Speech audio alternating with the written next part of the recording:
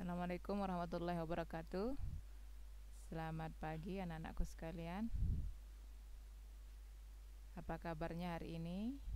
Mudah-mudahan tetap sehat ya, dan masih semangat untuk belajar. Baik, saat ini kita akan mempelajari mata pelajaran IPA. Ini pertemuan yang keempat ya. Setelah sebelumnya kalian belajar tentang beberapa submateri. Di antaranya yang pertama adalah pembelahan sel,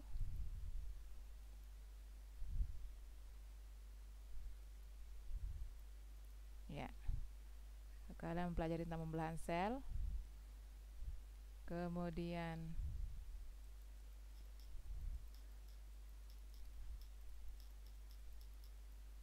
tentang organ reproduksi, baik pada pria maupun pada wanita ya.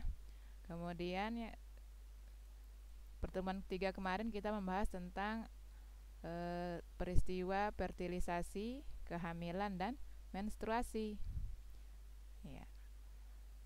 Nah, seperti sistem organ yang lain, sistem reproduksi juga akan bisa mengalami gangguan atau mengalami penyakit ya.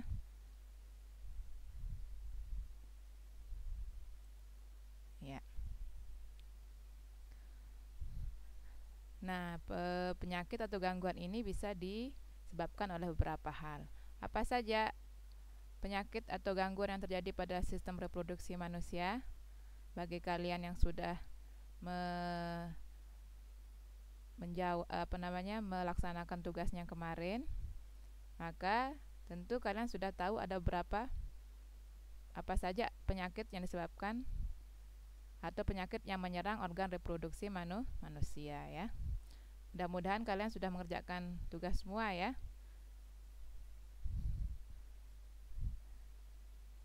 Ya, ini Bu Guru tampilkan beberapa penyakit pada sistem reproduksi manusia. Yang pertama adalah keputihan ya. Nah, keputihan ini biasanya terjadi pada yang wanita ya, reproduksi wanita. Apa sih keputihan itu? Nah, keputihan ini gejalanya adalah keluarnya cairan kental berwarna putih dari alat kelamin wanita ya. Warnanya bisa putih, kadang juga bisa keruh ya, bahkan bisa menjadi kehijauan. Nah, tanda kehijauannya itu justru ini menandakan bahwa keputihannya itu ada sedikit parah ya. Nah, itu menandakan bahwa hal tersebut harus segera diatasi ya. Tapi biasanya keputihan ini lumrah ya, atau biasa terjadi pada wanita ya. Jadi ada saatnya keputihan ini menjadi suatu hal yang normal, tidak berbahaya ya. Tapi ketika warnanya kemudian keruh atau kehijauan, maka kalian harus segera memeriksakan diri ya, karena itu bisa menjadi indikasi adanya suatu penyakit ya, atau infeksi. Nah, apa penyebabnya? Nah, ini terjadi disebabkan infeksi jamur ya. Ada beberapa jenis jamur yang kemudian bisa menyebabkan terjadinya keputihan. Bagaimana cara mencegahnya?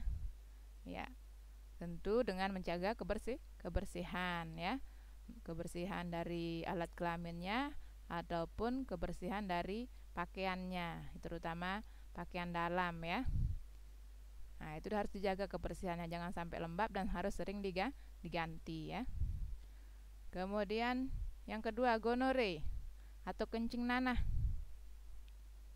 Seperti namanya, maka penyakit ini gejalanya adalah keluar nanah dari saluran kencing.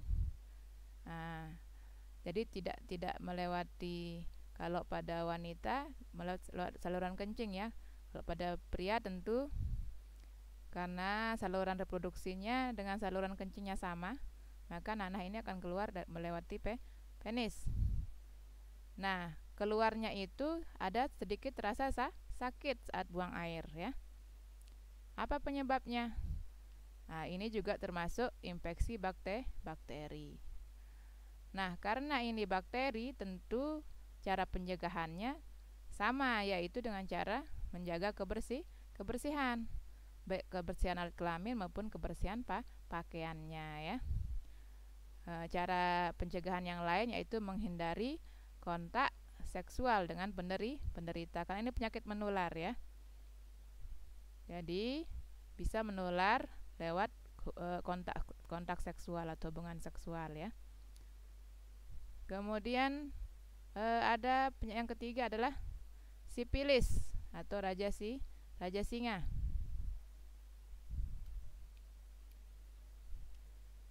Ya, apa gejalanya? Sipilis ini gejalanya adalah timbulnya luka pada alat kelamin ya. Kemudian tidak hanya pada alat kelamin, pada lidah atau bibir juga ada terasa sakit seperti sariawan ya. Nah, pada lidah atau bibir juga ditandai dengan luka yang serupa, yaitu pada alat kelamin. Jadi agak mirip-mirip lukanya. Nanti terdapat juga pada lidah dan bibir. Cuma tidak terasa sakit ya. Tidak seperti sariawan. Jadi untuk membedakannya, kalau sariawan itu agak perih ya. Tapi kalau penyakit yang disebabkan luka yang disebabkan oleh sipilis ini ada luka tapi tidak terlalu tidak terasa sakit. Sama, ini juga penyebabnya adalah infeksi bakteri ya. Masih penyebabnya adalah bakteri. Sehingga pencegahannya juga sama ya, yaitu dengan menjaga kebersihan juga dan menghindari kontak langsung antara luka di kulit dengan lendir atau cairan pada tubuh penderita. Jadi jangan kalau ada di sekitar kita ada yang mengalami penyakit ini, sebisa mungkin kita menghindari kontak langsung atau bersentuhan ya. Bersentuhan kulit dengan cairan atau lendir, misalnya ludah, air ludahnya ya bisa keringat dan lain darah apalagi ya. Dan tentunya menghindari kontak seksual ya. Kemudian selanjutnya adalah AIDS ya. Apa itu AIDS sebenarnya? Nah, AIDS ini tentu kalian sering mendengar, karena ini sangat sering kita dengar orang-orang sering mengkampanyekan tentang AIDS ya. Apa sih AIDS itu sebenarnya? Jadi AIDS ini adalah penyakit yang merusak sistem kekebalan tubuh penderita. Jadi penderita AIDS ini sangat mudah sekali mengalami terserang penyakit ya, mudah terserang penyakit. Karena memang sistem kekebalan tubuhnya sudah tidak ada, berkurang atau rusak. Jadi sistem kekebalan tubuh kita itu sebenarnya yang bertugas untuk membentuk sistem kekebalan tubuh itu adalah sel darah putih ya. Nah, pada orang yang menderita AIDS, sel darah putihnya ini mengalami kerusakan ya, atau terserang oleh virus ya. Virus apa itu? Nah, virusnya disebut dengan HIV atau Human Immunodeficiency Virus ya. Nah, virus HIV. Nah, apa sih gejalanya? Ya, biasanya HIV ini gejala yang timbul adalah seringnya seseorang tersebut kena sakit ya, dan cepat sekali infeksi. Kalau misalnya terkena luka, cepat sekali infeksinya ya. Jadi luka kecil saja bisa menjadi parah ya, atau terinfeksi. Kemudian sering mengalami demam ya, dan biasanya badannya menjadi kurus ya. Ya,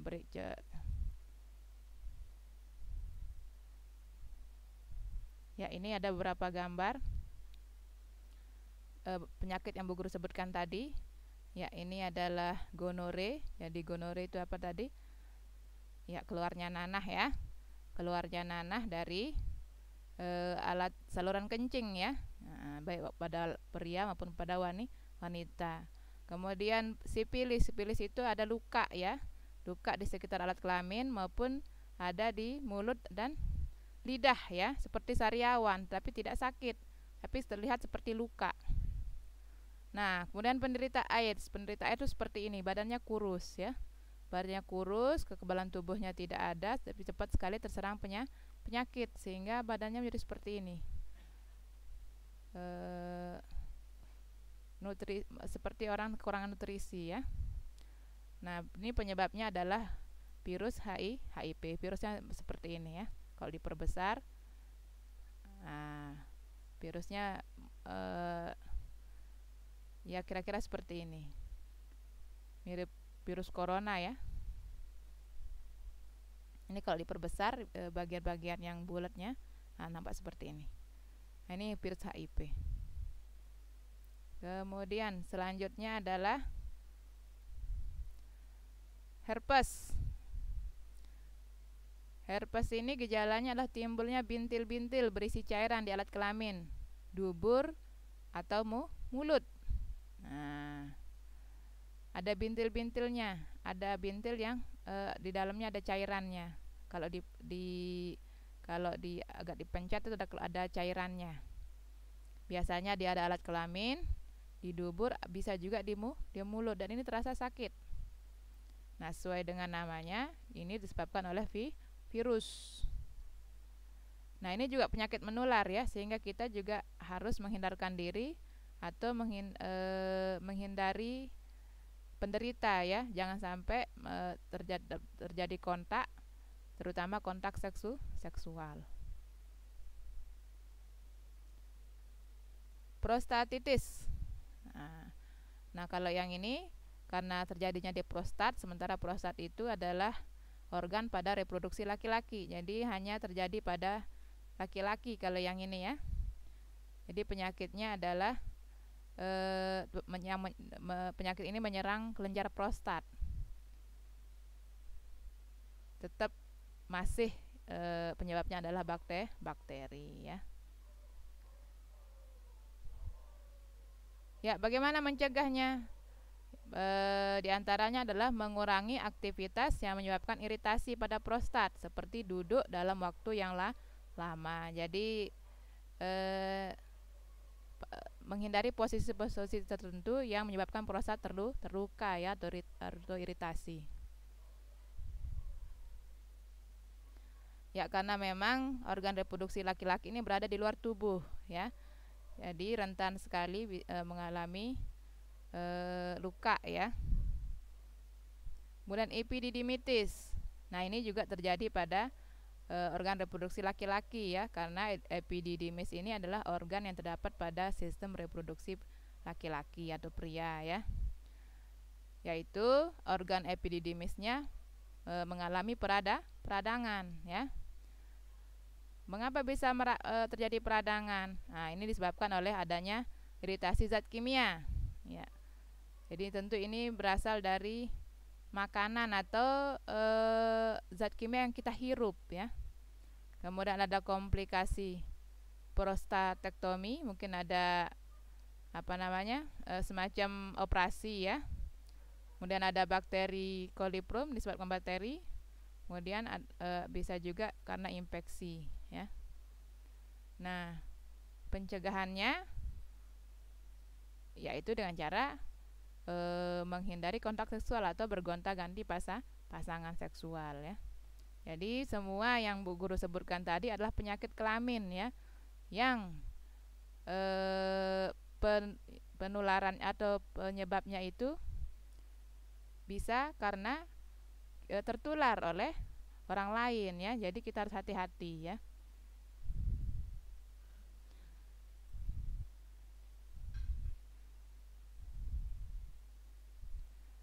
Ya, supaya tidak terjangkit penyakit tersebut, ada beberapa upaya pencegahan. Apa saja yang bisa kita lakukan supaya kita terhindar dari beberapa penyakit yang Bu Guru sebutkan tadi ya. Di antaranya khusus untuk perempuan. Khusus untuk perempuan yang pertama, bagi kalian yang sudah mengalami menstruasi, agar mengganti pembalutnya sesering mungkin ya. Jadi jangan sampai basah dan kemudian dibiarkan dalam waktu yang agak lama.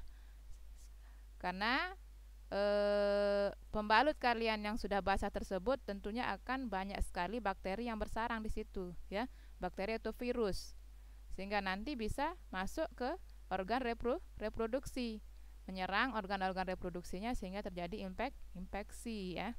Jadi sebisa mungkin kalian harus sering-sering mengganti pembalut ya. Normalnya 2-3 jam sekali ya. Jadi satu hari itu harus bisa mengganti sekitar 3 kali mengganti pembalut ya. Kemudian malam juga harus berupaya untuk mengganti, jangan sampai basah atau becek dalam rentang waktu yang lama ya. Yang kedua adalah menghindari penggunaan sabun pembersih. Jadi organ kewanitaan kalian jangan dicuci dengan menggunakan sabun ya. Tidak boleh. Mengapa tidak boleh menggunakan sabun? Bukankah dengan sabun menjadi bersih? Ya, ternyata sabun ini nanti bisa membunuh bakteri yang justru bakteri baik ya. Jadi dalam tubuh kita ini terdapat bakteri baik yang nantinya bertugas untuk melindungi kita dari bakteri-bakteri yang menyebabkan penyakit. Sehingga kalau kalian menggunakan sabun pembersih, ternyata bakteri baik ini bisa mati, sehingga nanti tidak terlindung organ reproduksinya. Jadi kalau mau mencuci organ reproduksinya cukup dengan air saja ya. Boleh pembersih tapi tidak boleh terlalu sering. Hanya sesekali saja ya, sesekali dalam kurun waktu yang lama menggunakan sabun. Nah, kalau memang ingin bersih bisa menggunakan air hangat ya. Menggunakan saja air hangat atau sesekali menggunakan air sirih ya.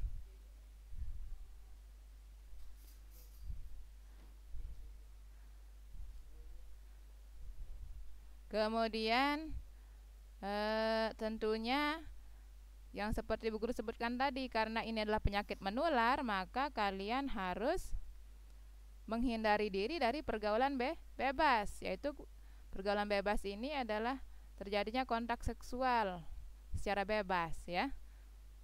Artinya tidak boleh kita berganti-ganti pasangan ya. Karena akan sangat rentan mengalami adanya penyakit menular yang tersebut dengan penyakit menular seksual ya.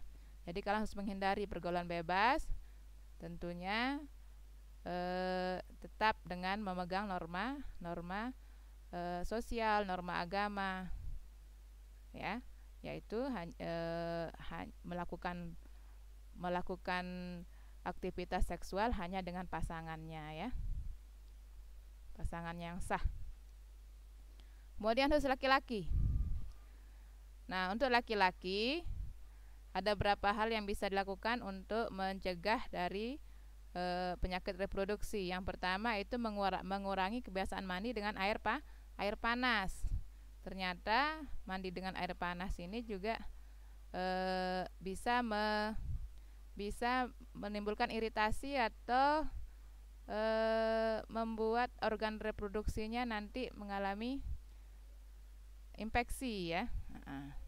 Karena memang organ reproduksi laki-laki ini berada di luar tubuh ya. Bolehlah sesekali, tapi jangan terlalu sering ya mandi, atau apalagi setiap hari mandi dengan air panas. Sesekali boleh. Kemudian yang kedua, melindungi testis selama beraktivitas. Seperti yang Bu Guru bilang tadi, jadi organ reproduksi laki-laki berada di luar tubuh, sehingga keamanannya memang agak rawan ya. Jadi kalian sebisa mungkin menjaga organ reproduksinya, terutama testisnya ya. Karena memang dia berada di luar tubuh, sangat rentan terbentur atau terkena sehingga menimbulkan iritasi ya. Jadi berupaya sebisa mungkin untuk melindungi testis selama beraktivitas. beraktivitas ya. Yang ketiga, menghindari minuman beralkohol dan rokok ya. Jadi minuman-minuman beralkohol dan rokok ini ternyata nanti bisa menyebabkan infeksi atau menyebabkan penyakit pada organ reproduksi kalian ya. Jadi sebisa mungkin, apalagi kalian yang masih berusia baru menanjak remaja ya. Jadi kalian harus menghindari yang namanya alkohol dan rokok ya. Akan lebih baik lagi kalau misalnya memang tidak mengkonsumsi ya, atau mengenal keduanya ya, alkohol dan rokok. Dan sama seperti pada wanita, kalian juga harus menghindari yang namanya pergaulan bebas atau bergonta-ganti pasangan dalam melakukan kontak seksual ya. Jadi tetap harus melakukan kontak seksual hanya dengan pasangan yang sah ya.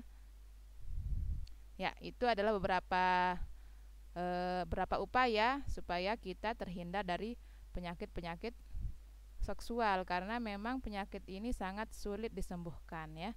Jadi seorang yang sudah menderita penyakit ini sangat sulit untuk sembuh, dan ini bisa mempengaruhi psikologis ya, atau kejiwaan seseorang, karena memang organ reproduksi ini adalah organ yang sangat vital ya, sehingga ketika terkena penyakit maka tidak hanya mengalami gangguan atau sakit secara fisik, tapi juga nanti mempengaruhi psikologis kita atau kejiwaan kita ya. Jadi sebisa mungkin kita menghindar supaya tidak terkena penyakit atau organ reproduksi kita tidak mengalami gangguan ya.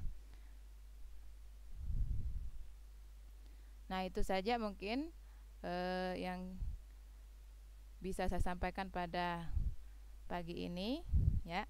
Selebihnya nanti kalian bisa membaca pada buku paket atau dari materi yang sudah Bu Guru bagikan ya. Sudah Bu Guru kirim di link atau di Classroom. Kalian membaca ulang ya.